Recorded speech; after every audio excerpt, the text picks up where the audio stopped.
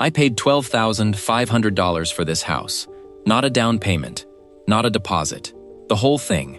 4 walls, a roof, a bed, a kitchen. Paid off, no mortgage, no landlord, nothing owed to anybody. And by the end of this video, you're going to know exactly where every single dollar went. Because I'm not skipping a single line item. Most people rent an apartment for a year and spend more than this on rent alone. I spent less, and I own this outright. Before we go inside, if you've ever thought about doing something like this, hit subscribe right now, because I'm about to show you the real numbers, the mistakes I made, and the one part of this budget that almost broke the whole project. Stick around to the end, because I'm also going to tell you what this build does not include, the stuff most silo house videos conveniently leave out.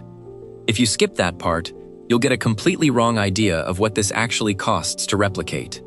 Okay, quick context so this all makes sense.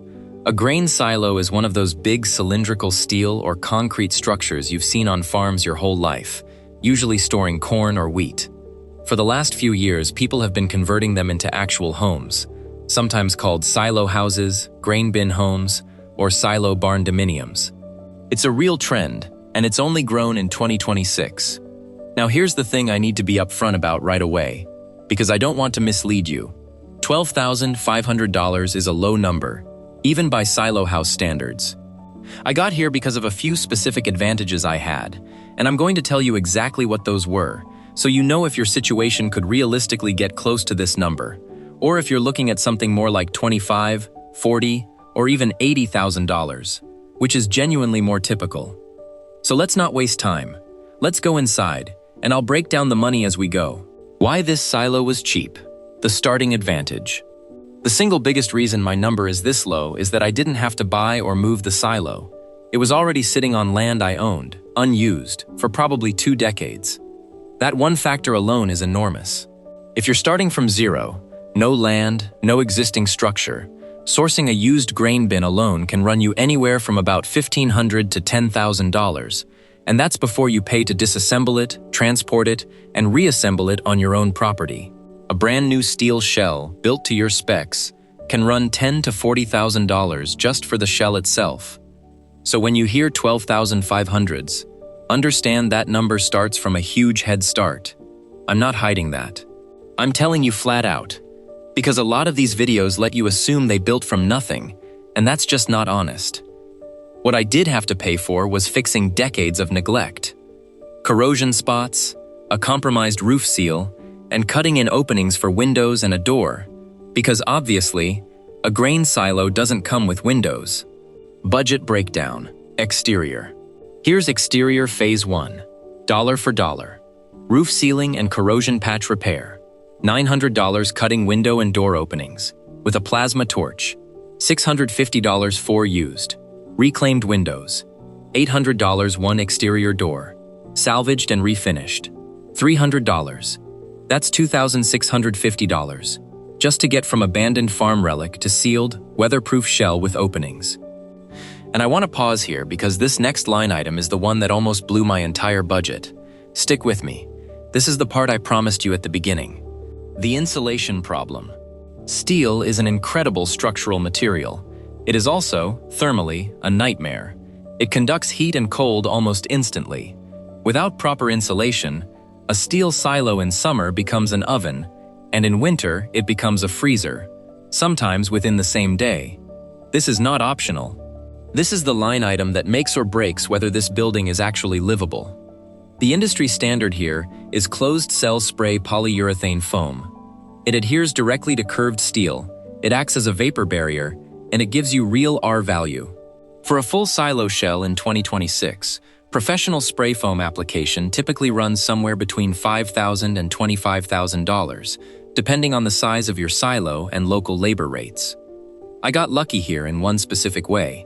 A friend in the insulation business owed me a favor, and I paid essentially materials only, plus a discounted labor rate. My real cost was $3,200. If you're hiring this out at full market rate, budget significantly more. I'd plan for $8,000 to $12,000 minimum if you don't have a connection like I did. Running total, $5,850. Interior walkthrough, ground floor. All right, inside. This is the ground floor. And the first thing you notice, every single time, is that nothing is a straight line. Every wall curves. That sounds charming, until you try to fit a normal piece of furniture against it and realize nothing off the shelf actually works. Kitchen's compact. I'm not going to pretend this is a 500 square foot chef's kitchen, but it's fully functional. Countertop is reclaimed bowling alley lane wood, which sounds like a strange choice, but it's rock solid, it's beautiful once refinished, and I paid $150 for a piece big enough to cover this whole counter run. This bench seat, I built myself, because it had to follow the exact radius of the wall. You cannot buy this at a furniture store. That's the trade-off of silo living. Everything custom, nothing off the shelf, and that shows up in both money and time. And this is how you get up to the loft. Budget breakdown. Interior ground floor. Interior steel stud framing, curved wall labor premium included. $1,100 reclaimed countertop, plus basic kitchenette plumbing hookup. $1,400 spiral staircase, used and refinished. $900 electrical, panel, wiring, and required inspection. $1,600 running total. $10,850. We are now 90% of the way to that 12.5 number, and we still haven't finished upstairs. Let's go up. Interior walkthrough. Loft. Okay, this is genuinely my favorite part of the entire build. It's a round bedroom, skylight directly overhead, and at night with the lights off, you can see stars straight through the roof. There is nothing about a rectangular house that replicates this feeling. Bed frame is custom built, full size, shaped to follow the curve of the wall behind it. Again, nothing standard fits here. Storage is built directly into the wall cavities, which the steel framing actually made easier because I had structure to anchor into. This loft, including the skylight installation, framing, and finishing, came to $1,000, lower than you'd expect, mostly because I did all of the finished carpentry myself over several weekends instead of hiring it out. Final budget tally. The payoff moment. All right, here's everything, top to bottom. No rounding, no hiding anything. Roof sealing and corrosion repair. $900 window and door cutouts. $650 windows. Used, 4 total. $800 exterior door.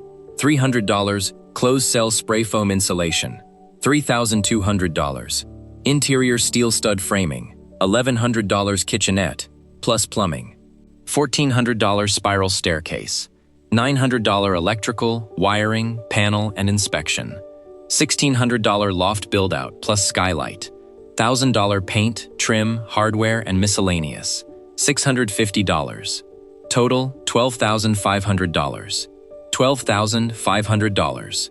Paid in cash, in stages. Over about 4 months, with zero financing. No mortgage payment, no landlord, no rent increase notice waiting for me every January. I want you to actually sit with that number for a second. Because in a lot of US cities right now, the average one-bedroom apartment rents for somewhere between about $1,400 and $2,000 a month. Annualized, that's between roughly $16,600 and $24,000 a year. My entire home cost less than that. And at the end of a year of renting, you own nothing. You have a receipt and a lease that's about to renew at a higher price. I have a building with my name on the deed. The honest section. What this number doesn't include. Now, I told you at the start of this video that I'd tell you what most silo house videos leave out. Here it is, because I'd rather you have accurate expectations than a good feeling for 5 minutes and then a nasty surprise later. This $12,500 number does not include the land. I already owned this property. Land cost is completely separate and varies enormously depending on where you are. If you're starting with zero land, that's your biggest line item, full stop, and it could dwarf everything else in this video combined. My own labor. I put in several hundred hours on this project personally, framing, finished carpentry, painting, plumbing assistance. If you're paying a contractor for all of that labor instead of doing it yourself, you need to add thousands of dollars back into this budget. This is DIY sweat equity, not a hire-it-all-out number. Permits. Requirements vary wildly by county and state, and in 2026 that hasn't changed. Some areas barely regulate accessory structures like this, others require full residential permitting, inspections, and setback compliance. Check with your local building department before you cut a single hole in a silo. This is not optional due diligence. Septic and water. Mine tied into existing farm infrastructure that was already on the property. If you need to install a new septic system and drill a well from scratch, that alone can run anywhere from several thousand to well over $20,000, depending on your location and soil conditions. Foundation work.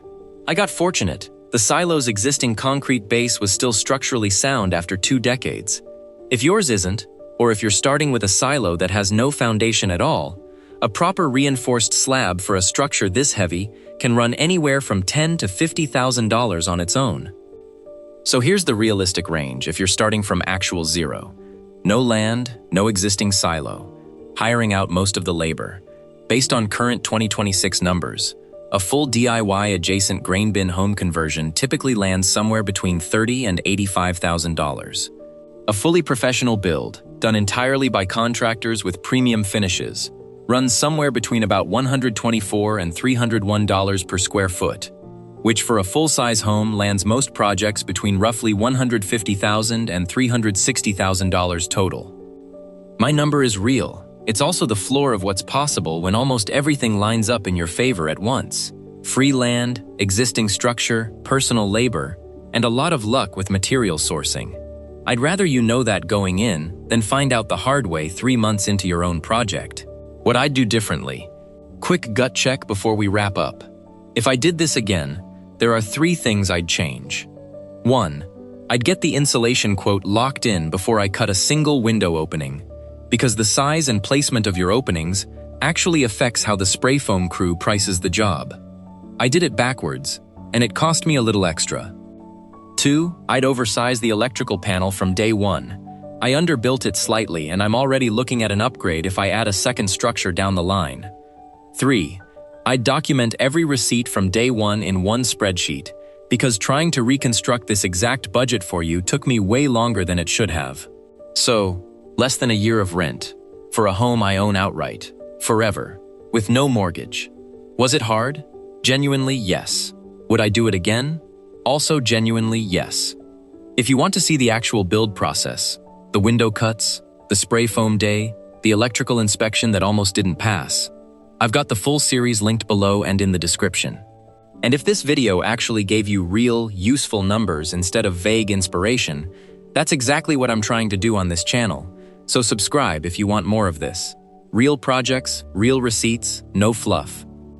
Drop a comment and tell me, would you actually try something like this? Or is this strictly a watch someone else do it kind of project for you? I read every comment, and I want to know. I'll see you in the next one.